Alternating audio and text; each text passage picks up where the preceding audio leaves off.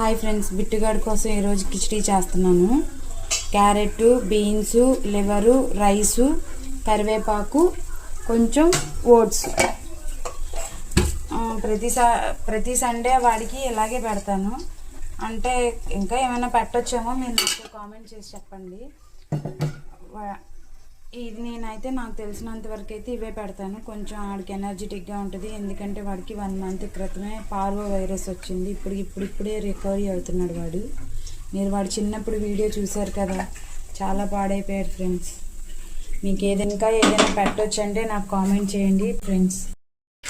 ఇదిగోండి, మన కిచిడీ రెడీ అయిపోయింది బిట్టుగాడి కోసం.